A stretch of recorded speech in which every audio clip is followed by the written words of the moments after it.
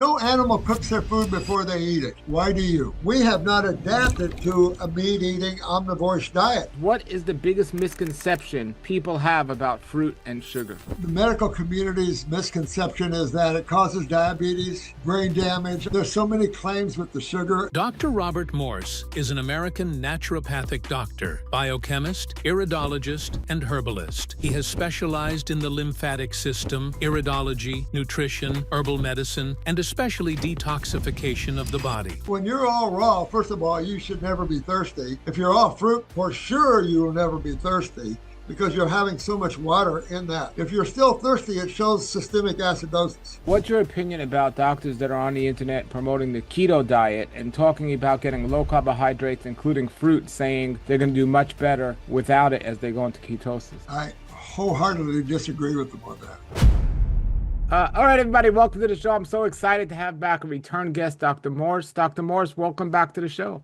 Oh, happy to be here. Always. Good to see you. Always. Great, great. If anyone wants to see the previous interview I did with him, you can check out the link below the video. So, Dr. Morse, how have you been since we last spoke? It's been a couple of years now. How you been? More busy.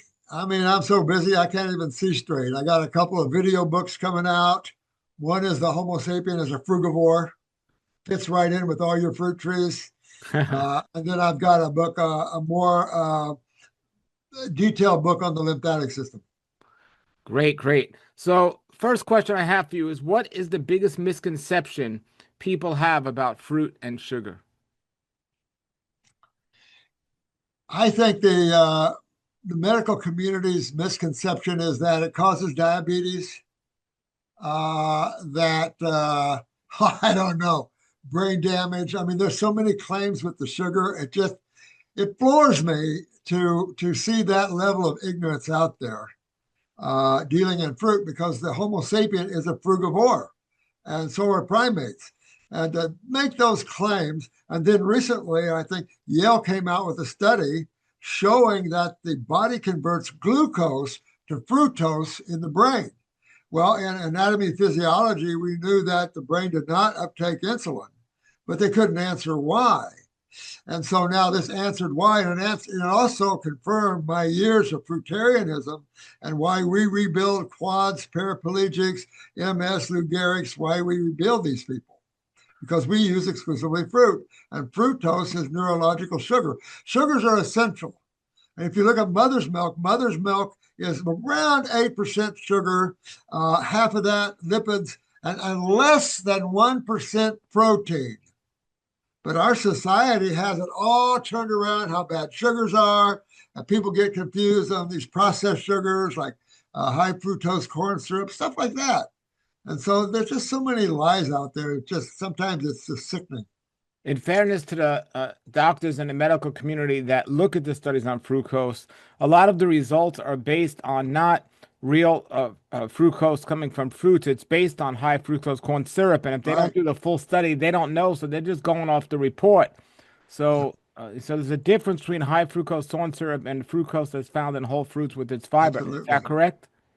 Totally correct. And the fructose is the most energetic simple sugar there is. It doesn't require insulin to bring it across the cell wall. Where glucose, even though the most dominant simple sugar in vegetables, does require insulin as a carrier.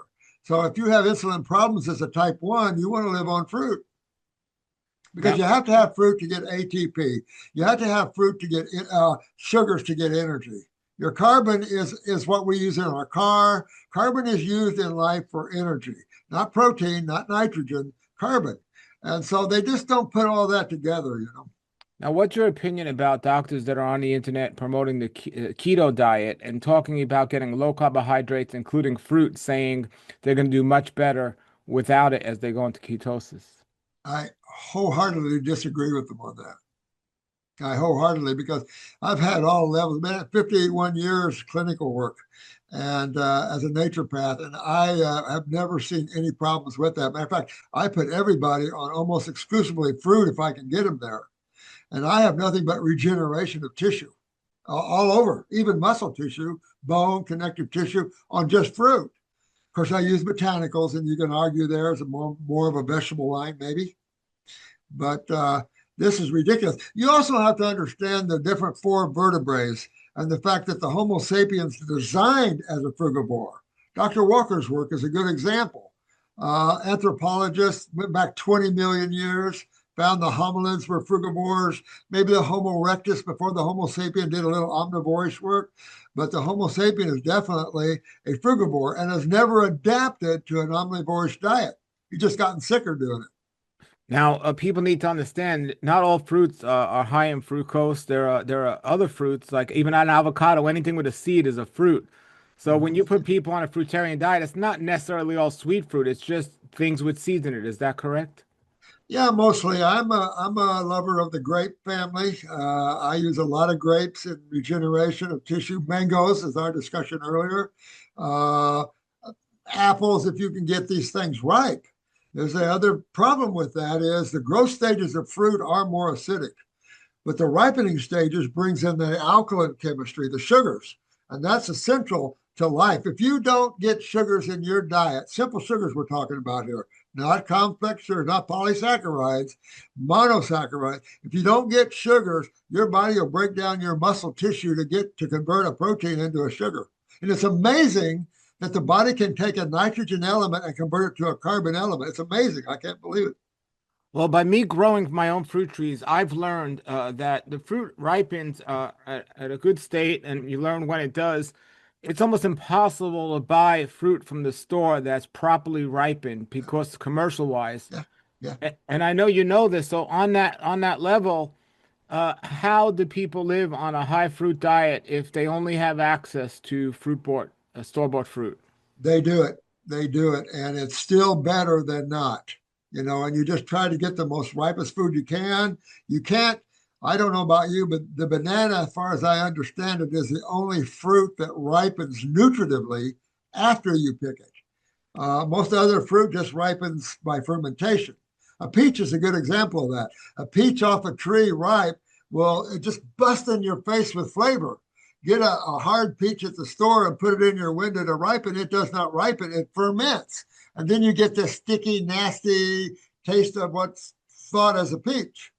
I've heard that before about the banana being the only fruit that'll ripen properly. However, growing my own fruit, I've learned that avocados definitely don't ripe on a tree, and Yeah, also that's true. even mangoes. Some mangoes, their Right. flavor is actually better if you pick them green than Yeah. if you leave them on the tree. So I've heard about the banana, but either way, the store-bought fruit is just picked so unripe, and it doesn't even taste like what I get off my trees. It's Yeah. really Yeah. amazing the difference. That's why I think grapes are probably your best bet. But like you said, you take a good mango and it's fairly ripe. It's a lot of red on it and all of that. And it ripens it has a much better flavor. I pick my mangoes off of my trees as ripe as I can get them. I'm telling you, it just pops like a pineapple. You can't get a pineapple and ripe it properly. You get a pineapple ripe off a plant, and you've never had anything better. These golden pineapples from Hawaii ripe off of, oh my God, you've never had flavor like that. Now, the fruit I grow, I don't like to grow, for me personally, little fruit. I like to grow meals like mamey, sapotes, and mangoes, things that are going to fill me up. These little jabba the cabas and these things are snacks, and they're nice if you have the space, but I don't have a big space to grow whatever I want. So with that being said, I have a lot of mango trees, more than I could eat, even if I overeat. So people say, well, what do you do with all your mangoes? And I like to freeze the mangoes because it Sure. gives me mangoes all throughout the winter. I just had Yeah. mangoes yesterday. So, but my question to you is frozen fruit. So what's your opinion about frozen fruit that you froze, not like somebody in a commercial? Right. Second best. Second best. Because, Okay. yeah, because what else you going to do? Uh, Especially like you said, out of seasons, you want to get organic frozen because that's your second best. Outside of that, you don't want to get cooked fruit. So your frozen is your second best, in my opinion, too. For We my do the same thing. Absolutely, from my understanding, the best water we could drink is the water that's in fresh organic fruits. Oh, Now, yeah. now, Oh, but yeah. when we dry the fruits, not only do we take out the water, but we concentrate the fruit, making it much harder. Yeah. So, what's your opinion of dried fruit? Well, I've had a lot of dried fruit, off seasons and things like that. I had health food stores 50 some years ago. And so I did eat a lot of dried fruit out of there, like dates and figs and things like this. Uh, some people soak them, some people soak them and try to bring back a little more of the water content. Uh, I still say, even with the dried fruit, you're so much better off than you are eating a typical standard diet of your proteins, your beans, your grains, your dairy products, and stuff like that. You're in a way better situation, even arguing about dried fruit and waters and stuff like that. Now, when person's eating, whether it's dried or even whole fresh fruit, uh, are there some people that need to limit it, or can anyone just eat as much as they want and have access to? I've always had is eat as much as you want. I've always had that. It's surprising when I was 100% fruitarian, which I'm not now, but I was living as a hermit in the woods. I ate a lot of fruit, and I went about 3 years exclusively on navel oranges, but I found navel organic oranges that were bigger than grapefruit.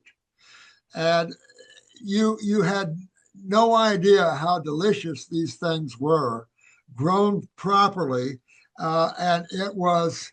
I could have 15 oranges as big as grapefruits, and I could have at a setting. I could eat about 15 of them, and I could have 5 settings a day, and I still couldn't get less than 156 pounds. My So that's body just capped. that's 75 oranges a day, and so you couldn't Yeah, get. I could do that easy. So you're saying you weren't putting on weight, but is eating that much food detrimental at all in your opinion if it's fruit? Oh, I couldn't tell you that was the best time in my entire life. My body, I was doing the Iron Air thing. I could cut myself. It didn't bleed, didn't hurt, and it was gone the next day. I was healing so rapidly. It was shocking me. I didn't believe Iron Air when I read about that, but when I was out in the woods doing it, it was unreal. I had out of body experiences constantly. Matter of fact, I had so much energy that I had to actually start eating some salads after I got out of the woods to balance out because I couldn't handle the level of energy that I had. And a lot of my patients through the years have hit that. And the boys asked me, how do I turn this off? And so where were you getting 75 oranges a day? Well, get this. This was an old Southern Baptist, had a grove. He was a grafter. We had a lot of big orange groves around here. And he was a famous grafter. He got poisoned by poison sprays in these standard commercial orange groves. So he went and created his own organic orchard. And I can't even tell you, he would have the city dump all the mulch out of grinding trees and stuff on his property, and he would use mulch. And he was just, he was out there. He was out there. These oranges were unreal. And they were navels, but you never had anything like that. And it's just, my body was just sucking it in, just like couldn't get enough of it, just sucking it in. I didn't hold the water weight at all. I can't tell you other than I just couldn't stop doing it. It was an incredible experience. Now I eat maybe 2 or 3 oranges a day because then I have a lot of mangoes. I still get those golden mangoes right now, even though they're store bought. And I do tons of grapes. I do probably, I don't know how many pounds of grapes a day, but I eat a lot. So besides fruit, what else are you eating these days? A salad. Okay, and what kind of salad? Just a basic? Well, I don't eat a lot of lettuce because I'm not a herbivore and I don't grind. So, and lettuce to me is difficult. Kale and stuff like that, I don't do. Maybe a little spinach. I like the cucumbers, what I call veggie fruits. The cucumbers. I like the carrots in there. Things like that. That and I have just a little bit of lettuce, but I like the bib or something that's real tender. We can get in our grocery store down here, almost like an ocean ponics, a lettuce, and it's just organic and just, oh my God, it doesn't have that heavy cellulose taste to it. Sure. Because after you eat fruit for as long as I have, salads, and as older as I get, I'm almost 76. It's like chew, chew, chew, and then your teeth, it's like, nah, give me Okay, cucumbers. so I understand in your opinion, you said people can't overeat on fruit. So in your opinion, can people undereat on fruit, or can they, if they just eat a small amount, can they be okay if it's good quality fruit? Yeah, oh, I think so. But I think the real problem is people mix fruit with other foods. All right, they'll eat a meal and then have a fruit, or they'll put fruit on top of a salad.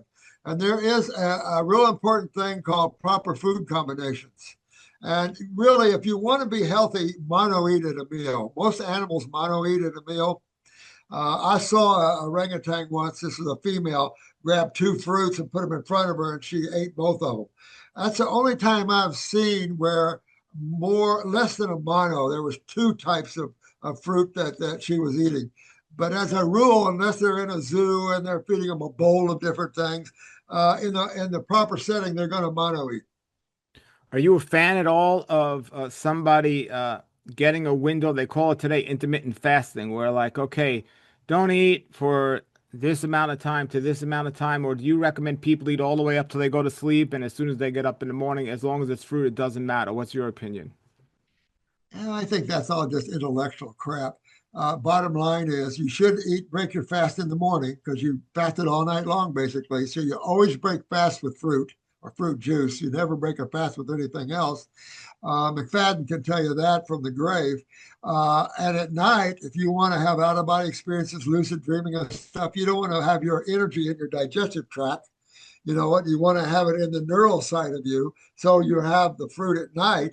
Have your main meal at lunch, like your salad at lunch, if you have to do that. If you're a dead animal eater, then put a piece of fish or chicken on it. Okay. But you never mix fruit with vegetables. Like I was saying, melons, eat them alone or leave them alone. And the reason is melons digest real fast. And I've given cases where one in the town I live in where a gentleman put watermelon on top of oatmeal, went to Home Depot, and they arrested him for DUI because that melon fermented and caused alcohol in him. And you wouldn't think that, but it's true. And protein and starch is another one. People eat protein and starch all the time. That doesn't digest, it neutralizes each other. So if you're going to eat protein, eat it one just by itself. Eat these things by themselves. You'll feel better.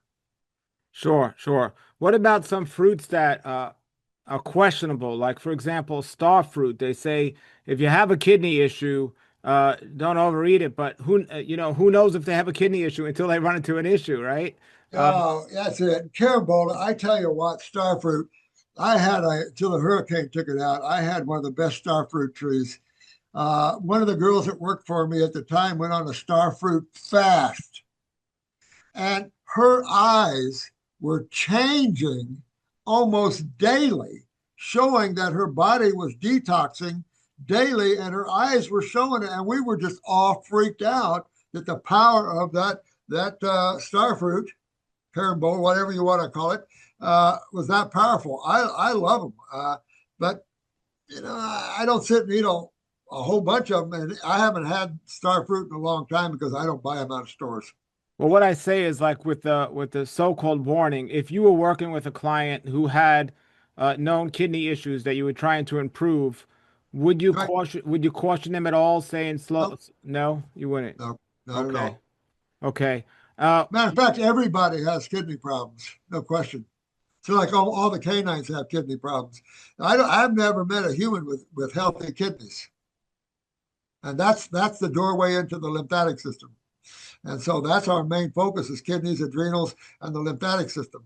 That's your sewer system. And that's where you get all the tumors, all the inflammation, where you get all the problem is not in the blood. That's an alkaline slurry. It's in the lymphatic system. One of the things I don't hear you talk about often publicly, I'm sure you do in your school, and you got a great link, a great school. I'll put the link below. But one of the best things for the lymphatic system, from what I understand, is skin brushing, dry skin brushing. Is that correct? And do you do this, or am I misinformed? The best thing, well, there's nothing wrong with dry skin brushing at all. Nothing at all. But the best thing for the lymphatic system is fruit, not vegetables, fruit. Because you need one, hydration, because that's what happens. The lymphatic system deals with the acid side of chemistry. It's like your exhaust system on a car. Your fuel line is always alkaline chemistry. Your blood is alkaline. You don't put acid ash foods in an alkaline slurry, and that's what people are doing. proteins, your beans, your dead animals, your pasteurized dairy products. These are all acid-ash foods. Well, people are eating those, but that stresses blood pH, and that's where you dehydrate. And then, of course, your lymphatic system has to deal with the kinetic waste from the cells.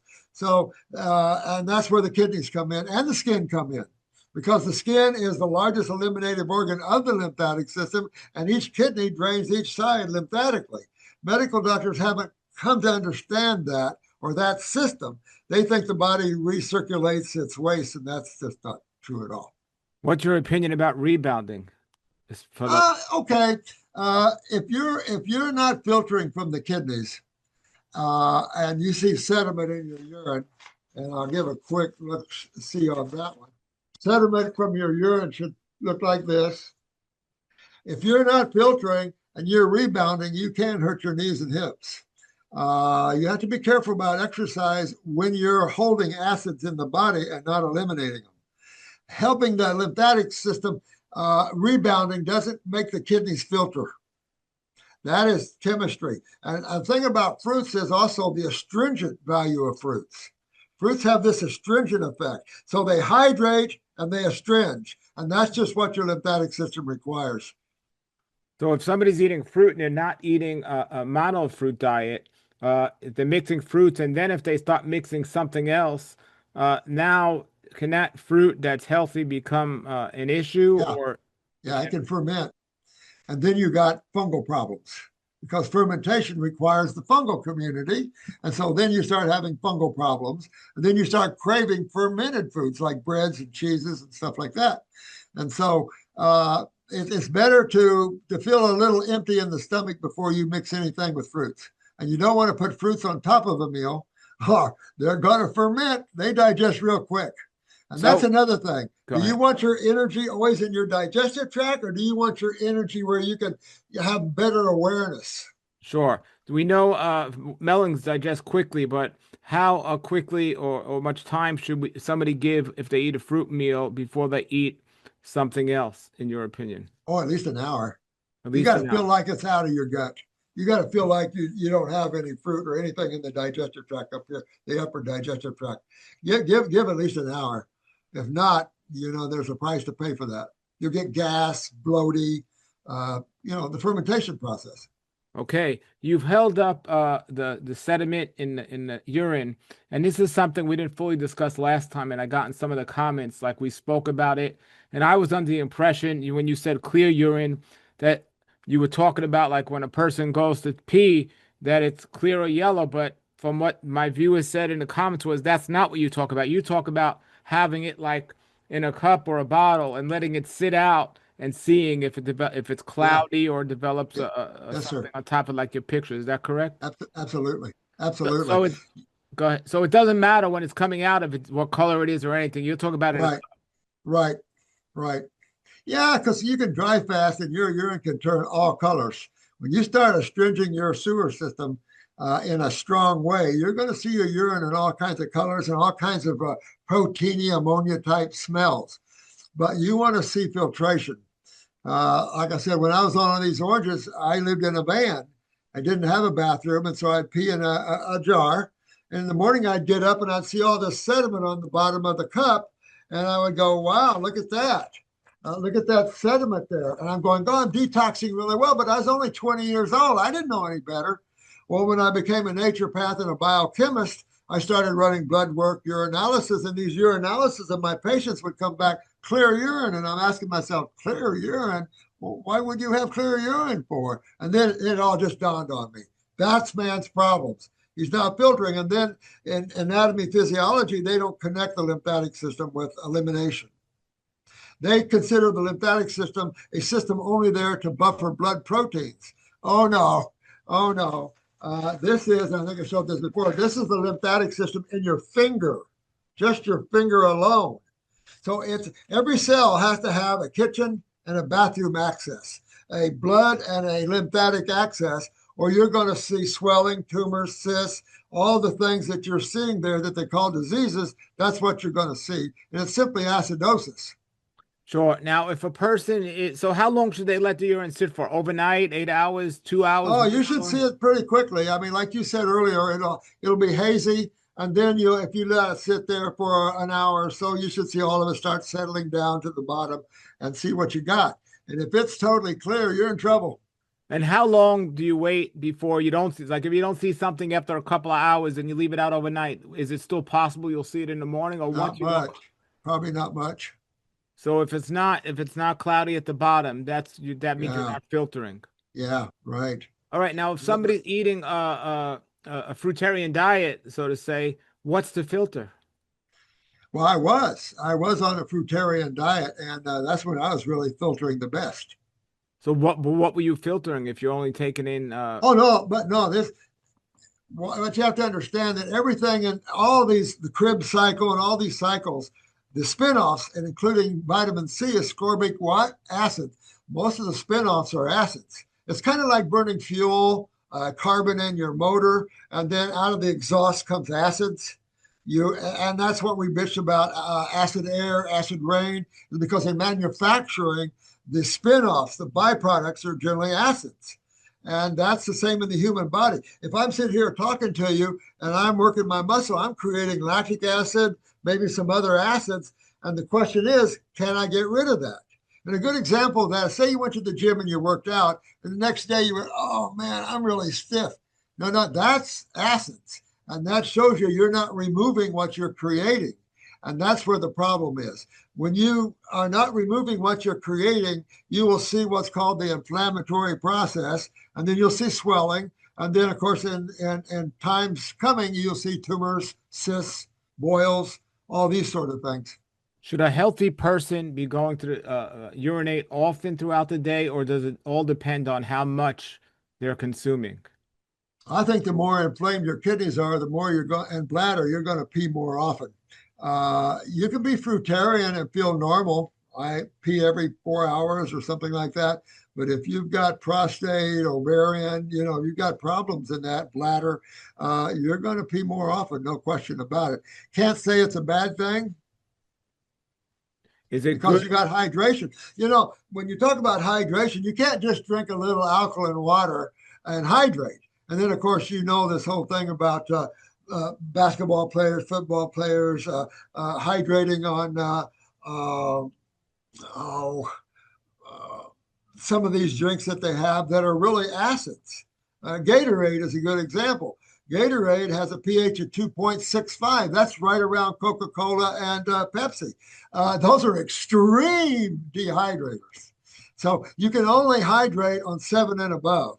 And so very few things are 7 and above. Is it good, common, or dangerous to be getting up in the middle of the night to go to the bathroom? I don't think it's dangerous. I think that if your bladder's full and you've got inflammation, you're going to be up through the night. As I get older, I might get up 1 or 2 times in the night, but I consume a lot of fruit, especially before I go to bed. When you say as you get older, what change in your chemistry? Well, your prostate, things like this, you start to get big daddy stuff, just in the nature of life itself. I'm not 100% raw. I'm up and down. I have my moments. But you're married. I've been married 46 years to the same woman, and she's not a raw foodist. So, there's times, and then you have office parties, and you got things like that coming in. So you live a world that's like Humpty Dumpty. Sure. When you're living alone out in the woods, it's easy to be all raw. When you're living by yourself, you have total self-control. And I have good self-discipline. If you want me to fast for 3 days, no problem. But when you're living years and years like that, that's Sure. So besides, I know you do mostly fruit.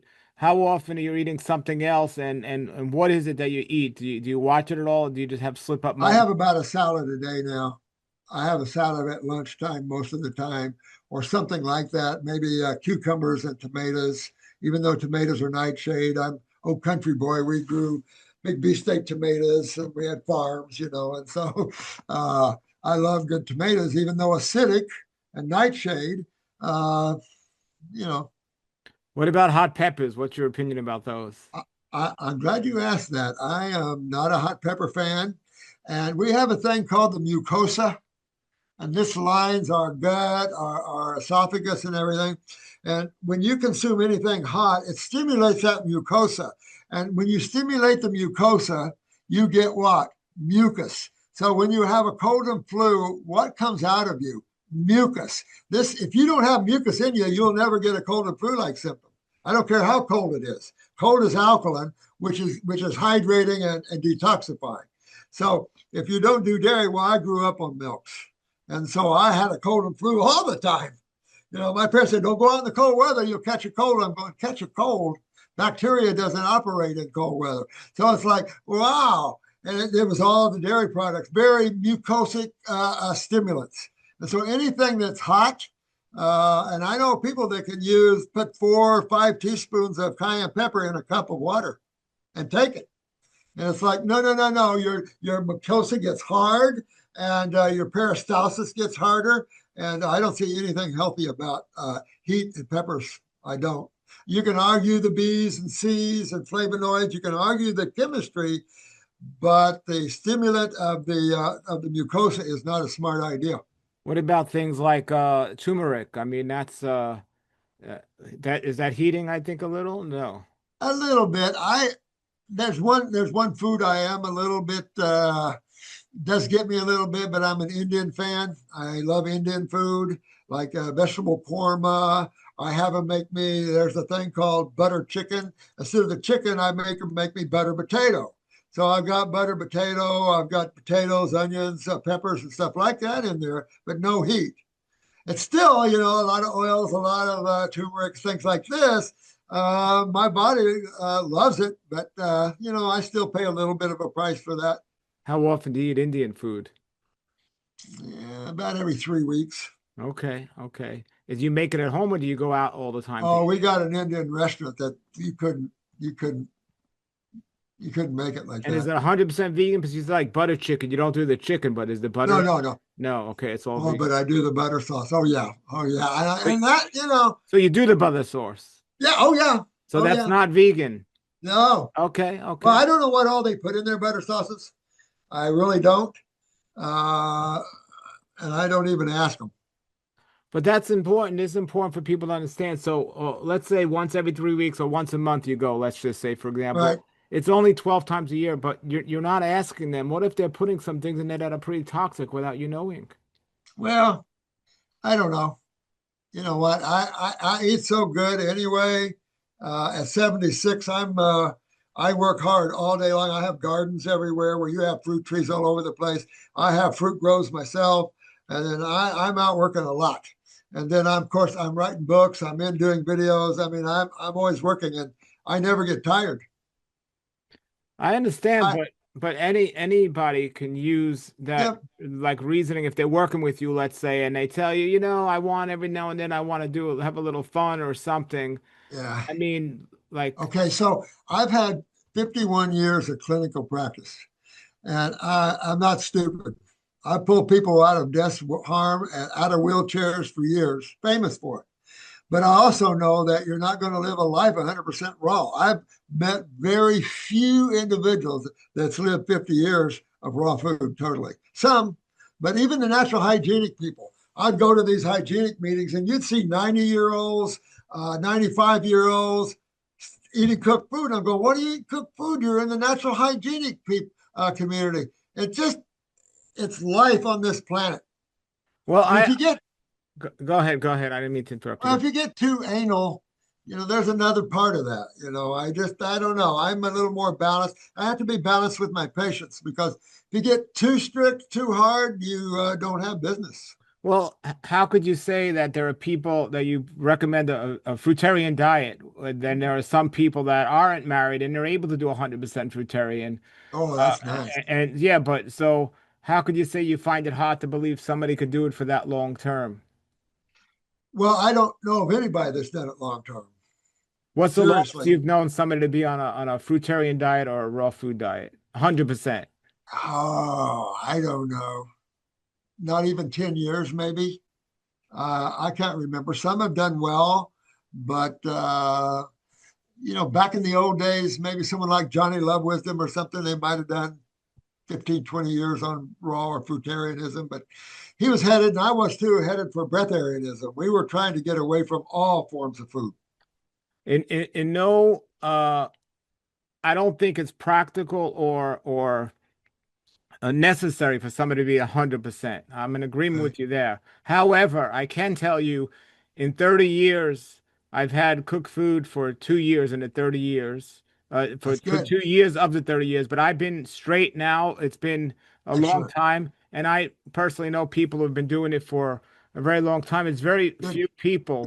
But it's not necessary. Somebody could eat a little cooked food. They could even, if they do it the right way, they could eat a little bit of animal protein if they want and still get good health. Absolutely. benefits. Absolutely. So, Well, and another point to this is your location that you're living in. yes. If you're living in northern climates, see, we're in the subtropics and then the tropics, and that's Homo sapien.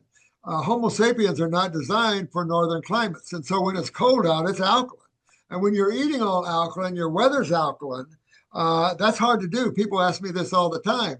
So that's where they get into the herbal teas or maybe carrot soup or some type of broth soup just to keep warm. Because again, there's a balance, a yin and a yang to things. And of course, the southern climates are acidic climates, but then the food is alkaline because it's mostly fruit, and your salt waters, and all this are alkaline. So it's just there's a balance to life, and it's just. Sure. I don't know what to say other than that about it. Well, I have to say, Dr. Morse, as somebody who teaches about health and nutrition and just living the lifestyle, I want to say I appreciate your transparency. It really is it's really nice that you are like that. So I appreciate that. Though a couple of things you mentioned, juicing, and I assume you're talking about fruit juice and not necessarily vegetable juice. So for fruit juice, what is the difference between consuming fruit and fruit juice? Either positive or negative. Okay, so if you're doing fruit juices, like if you see the amount of grapes that I can go through juicing, it's 3 or 4 times what I could possibly eat. If you're very edemic, you hold water real easy, don't juice. Eat your fruit. If you're not, I can suck down grape juice like nobody's business, and my body just loves it. But again, you're very concentrated, and you're eating 3 or 4 times as much as you would normally by just eating the grapes. But again, if I was very inflamed, very acidic inside, I tend to get edemic. I would not recommend that because, again, that's a lot of water. And we have people that have ascites and a lot of systemic dehydration. One young lady, she was 18 years old, taking a shower, she could gain up to 10 pounds taking a shower. And that's extreme. A lot of women, their jewelry breaks down on their skin. That's extremely acidic. You want to be careful because edema can affect your breathing, your heart, of course. You have to be careful with that. Until you can get hydrated lymphatically, you want to be careful with that. So if somebody's putting on a lot of weight, doing a lot of liquids, you're saying they got to be careful. Yeah, be careful. And you're saying it's not a good sign if they're doing that. Not a good sign because some people can carry 10, 15, 20 pounds of water. And that can cause serious problems there. You don't want to do that. And water is, of course, one of the inflammatory responses to acidosis. What about the long-term people that are doing long-term fruit juice fasting? Any advice or concerns about something like that? I've never had any problems, or I've known anybody tell me they had any problems. I think where the problems come in is long-term dry fasting. I'm not a proponent of that. We've had heard of some people's deaths by that. I'm not much of a proponent of over 3 days dry fasting, but I had a man that his parachute didn't open, hit the water at about 80, 90 mile an hour, broken up quad. I rebuilt him totally. He's normal as you and I. And he came to one of my live classes, and he showed me his urine on a 12-day dry fast, not a water fast, a dry fast. And I said, "You did a 12-day dry fast?" And he said, "Yeah, but his urine, I can't even tell you. It was orange, it was red, it was brown, yellow. I mean, it definitely had a lot of toxins in it, but at what expense? You know what I mean? But he survived it, and but he also survived a fall from way up Sure. there. So if somebody has that much toxins in the urine, does that mean their kidneys are filtering, or is that a bad thing? They got too much toxin in the body. Well, I just showed you have too much toxins in the body. And if you break up too fast, here's another problem with this. If you detox and break up too fast, and then you stop that or slow that down, that's when you start to have some more serious problems. You remember the lymphatic system in the finger. It's all through you like that.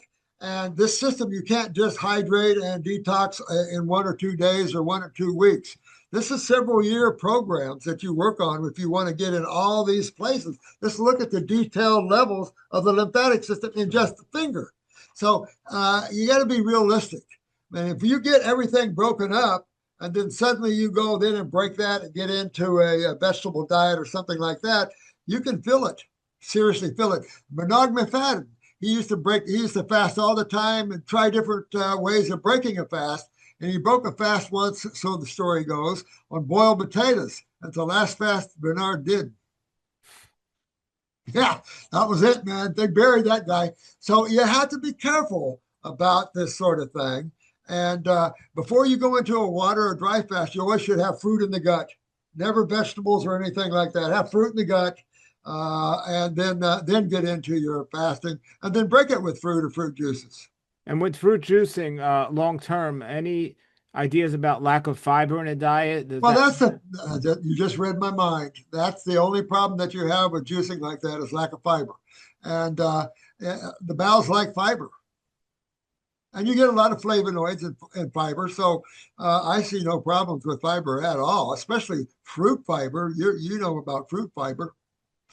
So with that being, would you caution against too much juice fasting over time because of lack of fiber for some people? Yeah, I lived on oranges, like I said, for about 3 years exclusively. And how interesting is orange season, as you know, is from November to maybe February with navels.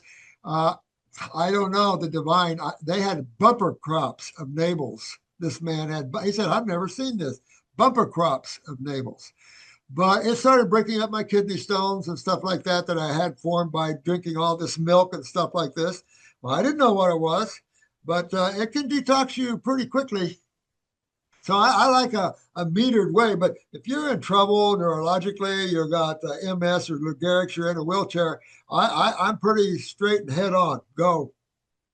What are some other common mistakes you see people experience when transferring to a fruit-based diet?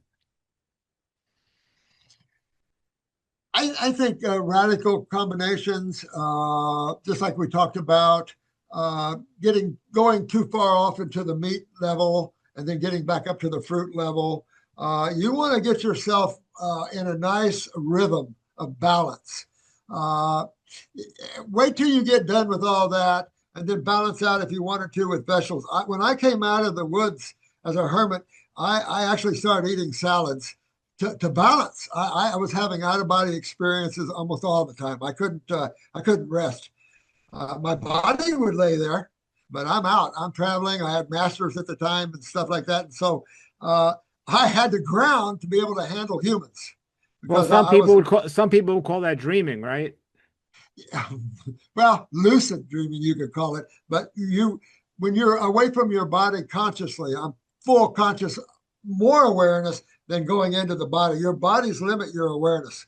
And so when you're out of your bodies, depends which level you're at, you'll have a far greater awareness. It's more real than they call it lucid, but it's more real than living here in the physical world with a body.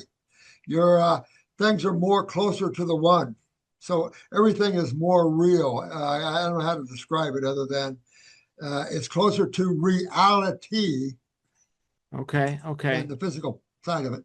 So there are different levels and stages of sleep. So does this stuff happen only during REM sleep? You know, I have this thing. This is new, Dr. Morse, that people your age might not know much about these, and maybe you do. But are you familiar with Brian Johnson, the longevity guy on the internet? A little bit, but Okay. not much. So he spends a lot of money into trying to become the healthiest person in the world. And he's Oh got yeah. things like trackers. And so this ring's a tracker. It's called an aura ring. So it monitors my sleep. It tells me what stage I'm in of sleep, for how long. And if I turn in the middle of the night, it tells me. It also monitors my steps. And the technology is getting more and more and more to tell us these things. So in terms of the different stages of sleeps and amounts of sleep, uh, I think we're running into the same problem as we run into with blood tests. Where are they getting the numbers of what's considered good or bad if they're just measuring it on the studies of the typical person that's overweight and unhealthy and eating dead animals? But I think it can still help in a way of if you're telling people, are you doing different? What direction are you going? And what's your opinion about things like, Okay, so there's a difference between you as consciousness or awareness and your body and your rims and all this other stuff. They're still playing in the physical worlds.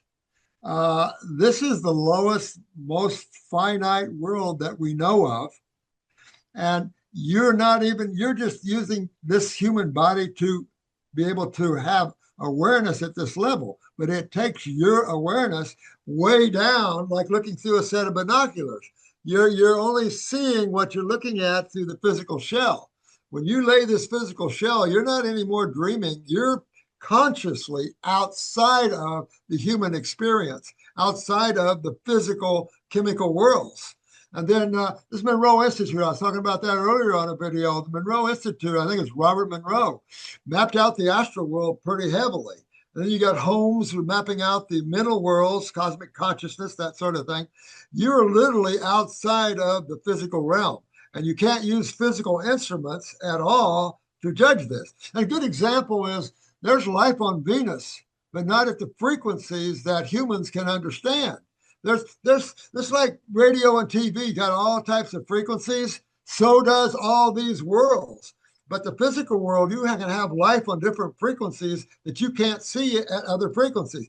But then you have worlds beyond the frequencies. It's just unreal. And when you have an out of body experience, if you never had one, you wouldn't really know what we're talking about. And then you'd get lost in the REM and you'd be lost in all these things. You're consciously outside because you're not consciously the physical organism. It's only a body you're using. Right. So I just, matter of fact, did a TikTok video and an Instagram on how to have OBEs, how to have conscious out of body experiences where your body is there and you're here. And Christianity is full of saints that do that. The yogas, you know that, the yogas, all these masters over there, they practice astral travel all the time. You're literally outside of the physical realm into the next realm, which is the astral or emotional realms. And then you got realms above that.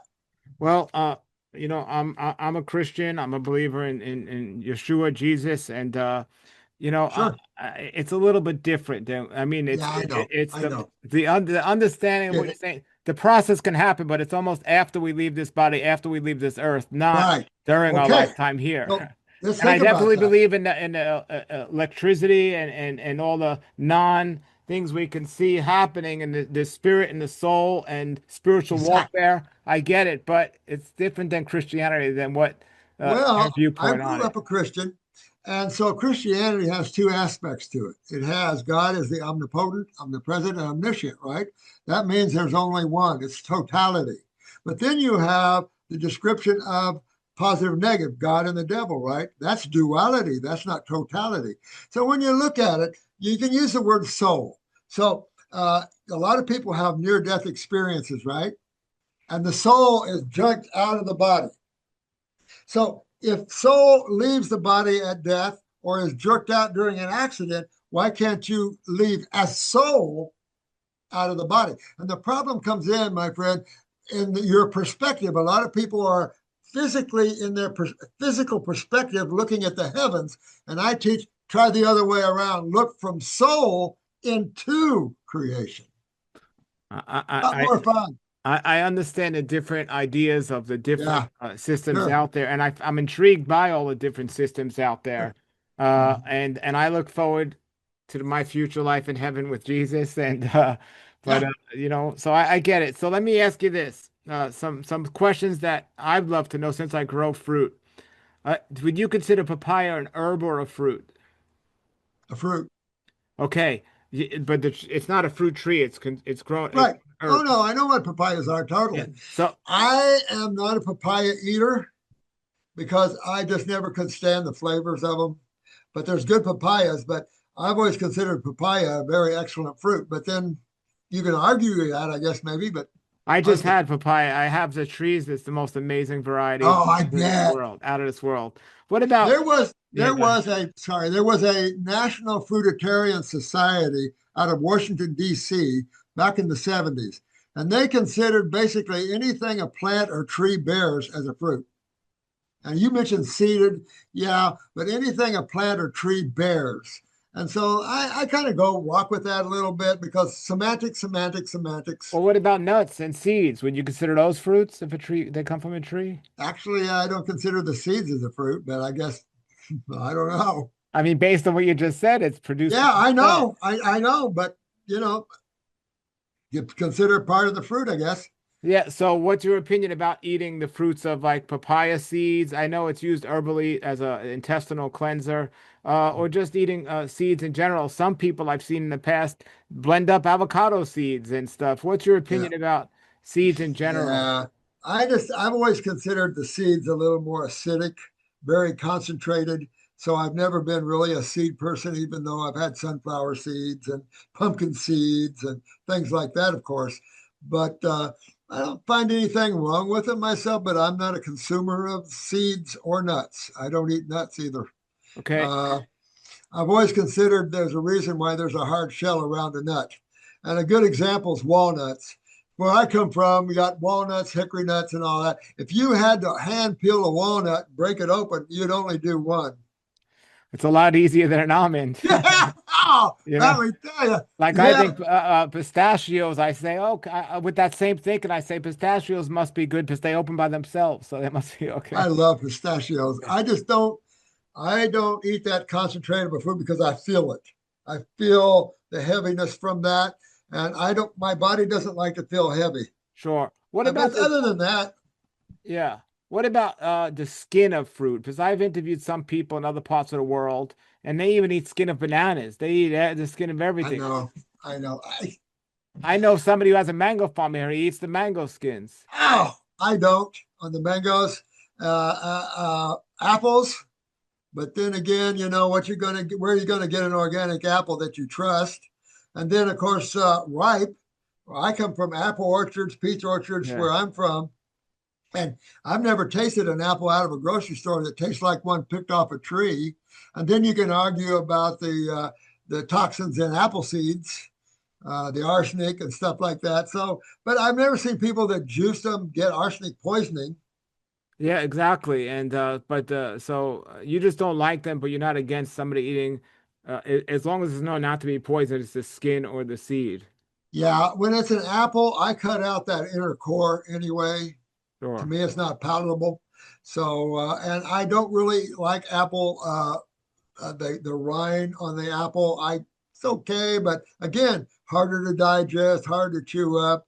And of course, mango, I never eat a mango skin or a banana skin. But yeah, some people do. Okay, so moving along here, you mentioned milk earlier, and I know you've mentioned in your teachings past for a baby under 6 months old, milk Yeah, is almost essential. But other than that, we know breast milk is the best milk. But right. if a mother is not able to nurse or not able to get human's milk for a young baby, what's your suggestion? Oh boy, I tell you, that's a tough one because years ago I used to recommend organic goat milk. You know, when you get at those levels. Here's the big one. Even for human mother's milk, make sure your mother's milk is alkaline. Get your pH papers and test your mother's milk. If the mother is eating acidically, proteins and stuff like that, her milk will be acidic. Milk is in the acid side of chemistry is nothing but mucus forming. So your child has colicky, fills up with mucus. Then he has cold and flu-like symptoms, fever, and medical doctors are then giving him antibiotics, you know, taking him down the road to Hellville. It's like, no. That's not, your mother's milk on all species has to be alkaline. And the best way to check it is test it with a pH strip and make sure the mother's eating alkaline. Your milk will be just the food you're eating. Okay, well, again, the question, if a mother can't nurse, and Yeah, I would do that and fruit juice. A lot of people recommend coconut water. so I'd look at the you're chemistry of saying all this. so you're saying you would recommend organic goat milk. I I know it's a have. tough situation, but Yeah, I mean, given the right situation and the need, possibly, I'm tough on that because I like coconut waters and stuff like that. But I'm telling you, I've looked at the chemistry of coconut milk and all this, and they don't match mother's milk. they don't. I'm saying so for the woman that's watching that's in this situation. Yeah, I yeah. mean, If you can get organic goat's milk, okay. what if they can't? Well, then I would make a mixture of maybe almond milk or coconut milk, pecan milk, something like that. Um, with a little bit of water, maybe So work you'd it make a that way. mixture of nut milks for the Yeah, nut baby. milks with water. You Yeah, because a lot of people have a misnomer. Fruit juice, babies can have fruit juices too, and you're getting a little closer to the nature of human mother's milk. I mean, I've looked at the chemistry of all this because I am trying to get a baby formula made for women who can't nurse, right? And an infant formula. Well, I can't get a lab to make it for me because they're scared of the FDA. And so I'm having a hard time getting that. I've got one coming, but it's only fruit juice. I got a little royal jelly in it, just a kick. You know what I mean? sure. But my problem is getting the nutrition out of these formulas because you can make a formula for babies that's too nutritious. I mean, you can make little gorillas out of them. So for me, that's easy to make a little gorilla out of a human baby. It's just getting them closer to the chemistry of mother's milk, human Sure. mother's milk. Sure. And that's difficult. There's Sure. nothing like it to replace it. Okay. Another question. I know last time we discussed distilled water, Yeah. and we discussed the type of water you prefer. Is distilled water, if like for me, I've looked at water. It's the best I could figure out here is to get a distiller and make my own water Yeah. and to Make your keep own it in water. glass bottles. Yeah. Is that really detrimental, or is that from a cleansing standpoint and good standpoint, is that decent? No, I don't. I never. I also went on distilled water when I was younger on all raw and stuff like that. But I never. And of course, there's always the thought that it leaches, just like in your water system if you have an RO, which I have a whole house RO system. But I have to add calcium where it'll tear my copper and everything out of my pipes. It leaches. And that was a thought of the medical world in distilled water, leaching the minerals out of your bones and stuff like this. There was never any evidence to prove that, but I don't know where I stand on that. I think the rainwater is as close as you can get to distilled water, distilling it yourself. But then again, you've got so much pollutants in the air that doesn't go. So again, I'm more of a robust mountain water, mineralized water. But you said it earlier, fruit water. Where are you going to get better? Sure. So if the distilled water or the RO water is doing that to the pipes, Yeah. what's it Oh doing yeah. to your body, right? Oh yeah. That So that's a concern. would you recommend? Would it be helpful? I know in general you're not an advocate of added salt, but to add minerals back into distilled water, would you recommend people put like a pinch of a good salt in the You'd distilled have to use water? a Celtic salt or something Yeah. like Would that. that But be then, better than putting nothing in your opinion? yeah, yeah. A matter of fact, you could add kelp or dulcimer even better on top of that because now you're moving from an inorganic situation to a more organic electrical situation. So kelp, extremely mineralized. You can do a little kelp in your RO water and really send that up there a lot more. Yeah, Okay, and my next question was going to be sea vegetables in yeah. general. Do you consider sea vegetables in the same category as vegetables, as land vegetables, in your overall I understanding? would, although kelp is not. I mean, it's hard to get more nutritious than kelp or dulse in the vegetable line. The other thing too is it's grown in an alkaline and very alkaline environment.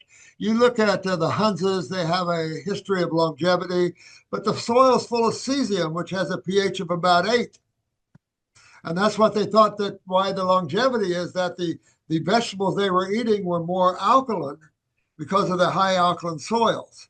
So I don't know where to go with that. Sure. I mean, if somebody had sea vegetables in their diet, would you just look at it? It's just like, okay, you got vegetables in your diet. Yeah. I'd rather see that than going to a single-celled organism like chlorella or spirulina. I'd rather you go to a kelp or a dulse. You're going to get a lot better out of that. Okay, getting back to water, how much water do you recommend somebody drink? Well, here's another thing: drink my thirst. When you're all raw, first of all, you should never be thirsty. If you're all fruit, for sure you will never be thirsty because you're having so much water in that. If you're still thirsty, it shows systemic acidosis. Well, some people say that by the time you're thirsty, you're already dehydrated, so you Yeah, shouldn't wait till you yeah, get thirsty. yeah, yeah, So, but then there goes that theory, think by thirst, drink by thirst. yeah. Like the book, Your Body's Many Cries for Water. I think they say if you're already thirsty, you're already dehydrated. So don't wait Well, till yeah, that point. yeah, yeah. Whether it's your diet that made you dehydrated, your lack of filtering of the kidney. To get dehydrated means that you have to be your kinetic wastes are acids. You have to. It's like running or anything like that. All activity is kinetic and creates acid residues. So if you hold those in, you're going to feel dehydrated. And also, eating cooked foods makes you feel dehydrated because you cook the crap out of them, the water out of them, and everything else. So you have something that's more acidic. So absolutely, in that respect. But the more hydrated systemically you are, you're not gonna have that kind of thirst all the time and that need to have something to drink all the time, Is there a water or certain whatever. amount of water you would recommend people make sure they try to at least get every day? No, I don't. How much water do you drink every day? I don't drink a lot because I have so much fruit. How much water do I you tell you drink? when I drink is after Indian food or something There you like go. that. There you go. Yeah. Oh yeah, I'm But telling but you. on the average day, how much water do you drink? Oh, 8 to 12 ounces tops. Okay, so a cup of water, two cups Tops. of water. Okay. Yep. All right. Top. All right. So next question here is I know you're not a fan of blood tests. I understand why, and I understand that you're not. I understand you believe they're not necessary. Can somebody use this information to see if it's just to monitor how they're doing with what they're doing? I've never said I'm not a fan of blood tests, but you're only looking at half of the I equation. apologize for misquoting you. Yeah, yeah, yeah. I am a biochemist, so I love tests, but not toxic tests. You know what I'm saying? Not dye tests, CAT scans, and things like that. Only if you use digital radiations, things like that. But I always pull blood to look at your kidney functions, to look at your immune cells, that sort of thing. I like to take a look and see. But remember, when you're looking at your immunity and things like that, most of your immunity is lymphatic, not blood. And so the blood shows a little bit. Medical doctors are fixated that blood shows everything. No, it doesn't. Very little, matter of fact. It's your kitchen, your lymphatic system, and there's no test for the lymphatic system. Iridology is the one thing that we use where we can see actually your lymphatic system. There's nothing else because the medical field is not into that system. It's almost like ignored, although it's everywhere the blood vessels are. It's even been claimed as a bigger system. Your spleen is a lymphoid organ. Your gallbladder is a lymphoid organ. Your kidneys are lymphoid organs. It's a huge system. Is it wise in your opinion? I know, is it wise in your opinion for somebody like, let's say me, I'm on 100% raw vegan diet. Would it be wise for me once in a while to say, hey, I mean, would it hurt for me to take a test to see how I'm doing? If you wanted to play with it, you could, but that would be no reason. So what about the reasoning is like, for example, uh, to make sure, forget about what the average person is, the ranges, forget about that. But to All right. make sure if I'm at a certain, let's say my testosterone, for example, here I am today, and next year I get tested, I'm in the same level or it went high up or went way down. Is it a good idea, like based on a little change that I make in my diet, I did more fasting this year or not, just to see how it affects these You different could, you could just to play. You could always, like I say, I'm a little science freak, and so I love chemistry and physics even more. So all my life I've had to explain why fruitarianism and why I can get you out of wheelchairs and why I can rebuild tissue. And I've had to do it through chemistry and physics. And of course, I'm a spiritual guy, so I have to talk about physics and what we know about that, but also how physics ties into chemistry. So I've had to know all that to be able to explain it to you guys, that sort of thing. Sure. So I love blood work and urinalysis and stuff like that. It's a look inside of you, but it's only a partial look, and you can't go bananas when something's off a little bit. But it also can direct you to your adrenal glands. It can direct you to your parathyroids and stuff like that. Absolutely can. Sure. Well, without using it just to be playing or just out of curiosity, just from a safety standpoint, let's just say, I'm doing what I'm doing with my diet. There's a difference between two people eating a fruitarian diet because it depends on, as you say, their environment and everything going on in their life, and stress has a role in all of this. So if somebody gets a blood test and they see that there's a dip in something for whatever reason, they got to figure out the reason, and that's what they could use your great work to figure that out. But why would it not be not just playing, but a good idea for somebody to just, like I tell people when I work with them, look, get tested, start at where you're at, and then I could show you where you've been or where you're going and make sure what you're doing is working. Or it's not the only sign, but it helps to know. So, for example, some people concerned, let's say, use that testosterone or even a vitamin D, for example. We get it from the sun and we don't need it, and so on. If I take a test and I'm going in the right direction of staying where I'm at, wonderful. But what if I take a test and I see a dramatic drop in it? Would you tell somebody in that situation, look, something's wrong here? I use the iris, and of course, at my level, I can tell you which gland you're having trouble with and stuff like that because there are genetic weaknesses. If you're not filtering from the kidneys, oh, absolutely, you can eat an all raw diet and still get tumors in you. And stuff like that absolutely can. It's all about moving that lymphatic system. So in that respect, yeah, some people are over paranoid about that because, you're living on a raw diet. The only way you're going to get worse if you're not moving your lymphatic system. And yeah, you could get worse. I've seen vegans have tumors in them. They come to us all the time with cancerous tumors and stuff like that. But that's just their lymphatic system. You fix that and you're good. Sure. But again, you can. If you have a lab and you want to have fun with that, you can see that. But here's an example of what happened. One guy came to me one morning. He said, I want you to order me a blood work this morning, and I'm going to come back this afternoon. I want you to order me another one. And I said, I've been always curious about that too. And he said, yeah, and both were different.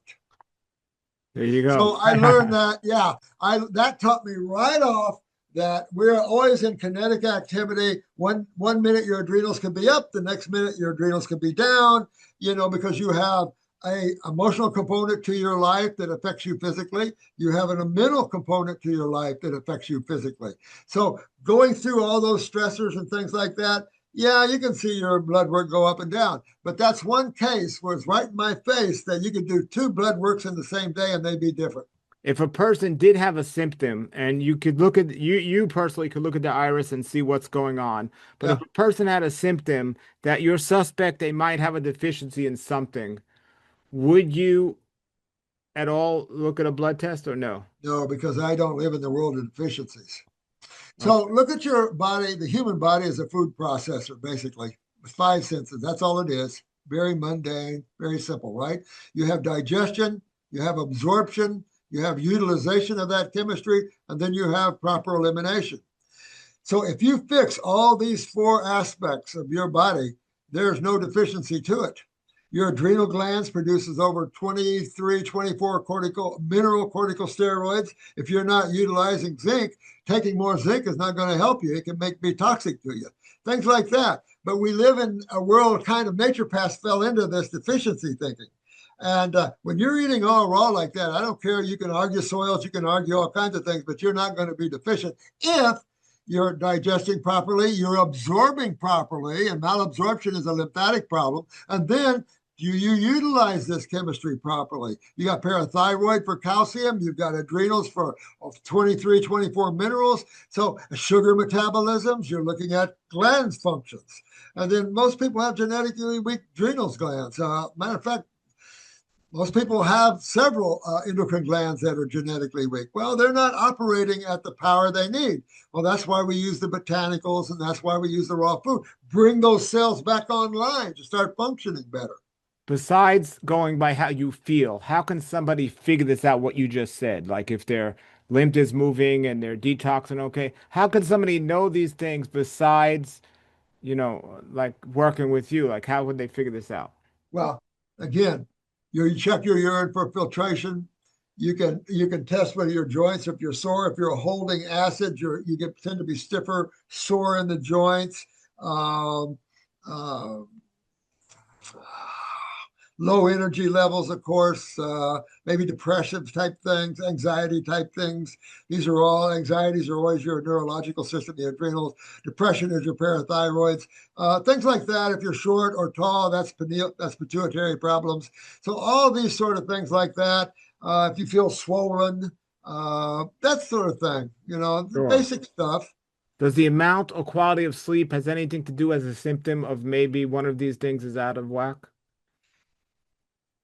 You mean the amount of watery The foods? amount or quality of sleep somebody's getting, does that have is that a possible reason something may be going on? Or Yeah, but it's like calories. Okay, here's a good example. People push calories and they say you can't get the calories you need on a fruitarian diet or a vegan diet and stuff.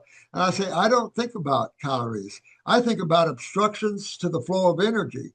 So the more obstructions you have, the flow of energy, the more calories you require to maintain energy. When you start removing these lymph clogs and all this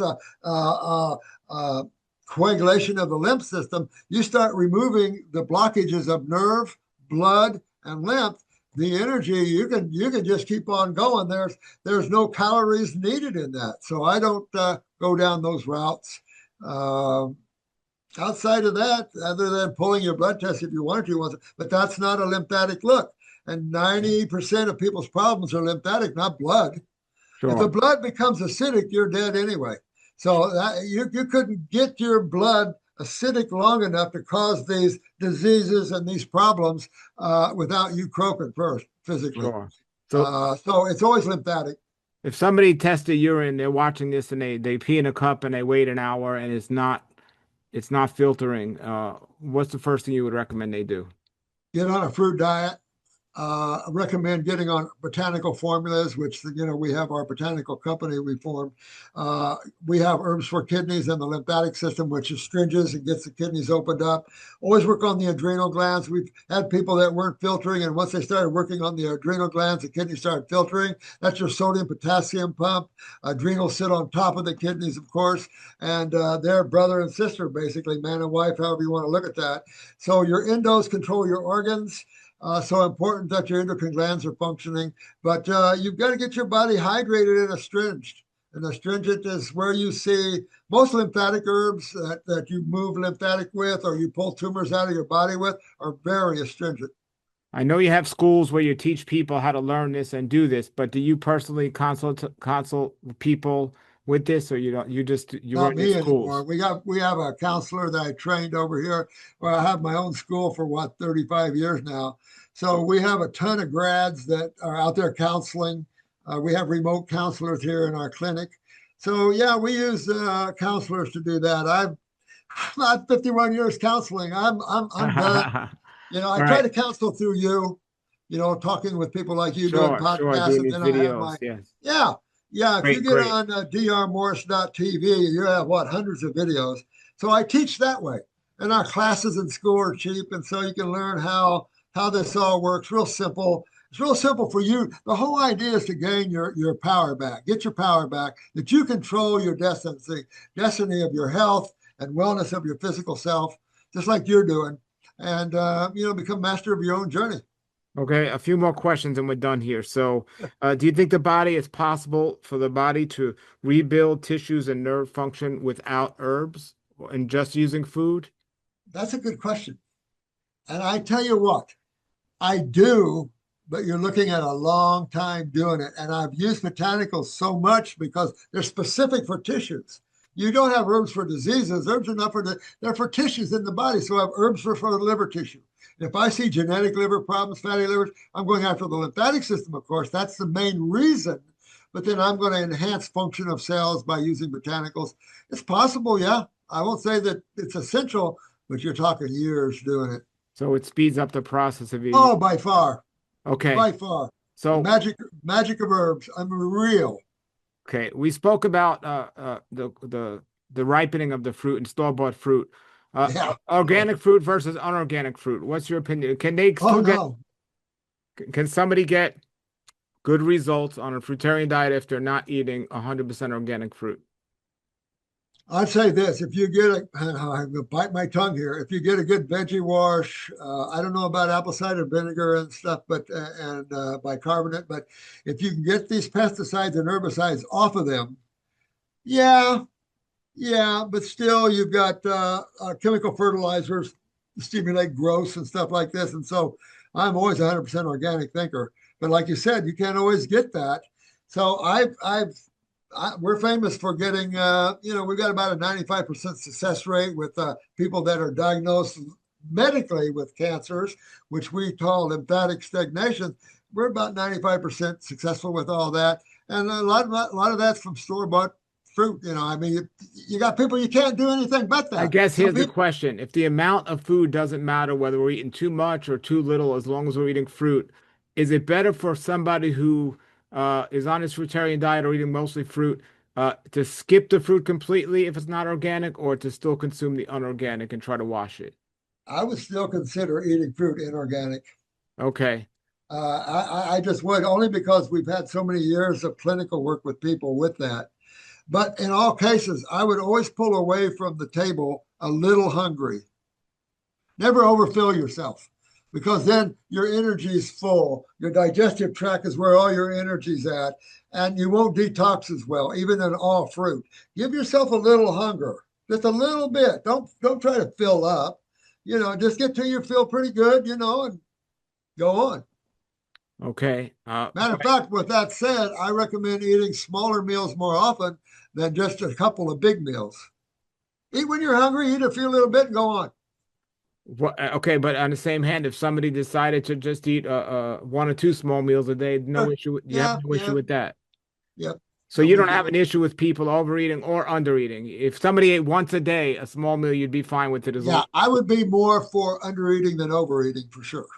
Okay. But some of this fruit is hard not to overeat. I mean, you know these mangoes, man, you can just sit there and just slush them in. And now the important question is for somebody living, you discussed this before about where we live. You and I live in a climate that's conducive to growing and eating fruit. Right. If somebody's living up north or in a colder environment, do you still think fruit's the best way to go? Greenhouses. Well, not even growing, just eating. Do you still think it's better for somebody up north to go to Walmart and get any watermelon as opposed to going there and getting a salad? Absolutely. Because we're frugivores. Take a look at the species we are. We can't change species because of our weather environment. The impact is on us, but we're still a frugivore species. And that will never change. So our environment, we have to play with that however you want to play with that, but we're still the frugivore species. So fruit is always best. If I've got someone in New York City in the middle of winter with a large tumor hanging off their breast, I'm going to recommend a fruit diet. And that's nothing, I'm not going to say, well, it's cold up there and that cold air will help move that tumor out. I got a good spiritual question for you. In the Bible, in Genesis, it says, Genesis 1:29, the food for man was fruits and vegetables, and even the animals were eating fruits and vegetables. Yeah. But then later on after the flood, and man got permission to eat animals, which is not a good thing, and the lifespan was decreased. But here's the thing. Man was created to be frutivore. Why did God create carnivore animals if they were intended to be frutivore originally, in your opinion? I don't consider a carnivore to be created as a frugivore. I think they're created to be a carnivore. It's kind of keeping the balance of nature. And I have a real problem with carnivores because they're predators. And I run a small animal sanctuary at my house. And we've got hawks and owls and bobcats. And these are carnivores. And I don't like carnivores. I hate to see something eat something else alive. But it keeps if our bird population can get quite large, if nothing keeps them in balance. So I think that you have to look at the balance of nature and look at it from that perspective. So that's all I know about looking at it in the present moment. But I do not like carnivore, and I don't think a hawk was ever designed to be a fruitarian. I think you have your species. I think you have your vertebrate species. You have your frugivores, your herbivores, your omnivores, and your carnivores. Even carnivores, they have a totally different. Matter of fact, we have a book coming out on that. It's a video book. It's on tissue regeneration, but it takes you down the road of man as a fruitarian and goes back over 20 million years to prove it. And it shows that we haven't adapted. And that's my point. We have not adapted to a meat-eating omnivorish diet. Man is sicker than he's ever been. The human cell is degraded now to where you have mutations at birth like never before. So there's no adaptation to that. Man is, and proof of that also is you go back to a frugivore diet, and I can cure all that. Wonderful. Wonderful. Yep. And you can even regenerate genetic weaknesses, man. I mean, it's so cool. The power of God is so cool, but so long. I mean, it's infinite. You can't figure it all out. So if somebody has something like gout, you would say just go on a fruit diet and you'll see. Yeah. I have tons of gout problems. I've had famous people run around the world trying to cure gout. You know, you got to get your fungus out of your body. I remember I was at a chemistry seminar put on. It was a blood chemistry seminar put on by a medical doctor who became a naturopath. And she had her own farm and she raised cattle and grass fed and all that. So she still ate protein. And I said, well, you know, I'm a naturopath. The only one in this room that is a naturopath. They're all medical doctors. And I said, I still have people with high uric acid problems off of protein. She says fungus. And I go, that answers the question, because most people are full of fungus. They ferment their foods, everything else, and fungus leaves uric acid crystals. So, I've never had problem cleaning out gout out of people at all. But again, lymphatic system. So here it is. True or not true, or agree or disagree, health doesn't begin what we add to our diet. It begins what we eliminate. I say very true. Very good. Well, Dr. Morse, thank you so much, everybody. If you want to learn more about Dr. Morse and find out about everything he has available on the internet, he's all over the internet in his videos, but you can go to the links below. I'll put the link to his website, and you can contact him there, everybody. Dr. Morse, is there anything you want to say in closing? Just have fun on the journey of health. I love you, and you've been doing such a great job. And I tell you, just learn to have fun. This world is hard to have fun in right now, and get healthy. And health is eating. No animal cooks their food before they eat it. Why do you? Wonderful. Thank you so much. And everybody have a great day. Put your comments below and have a great day. Nature's wealth, good for your health. This is the Raw Life Health Show. Nature's wealth, good for your health. This is the Raw Life Health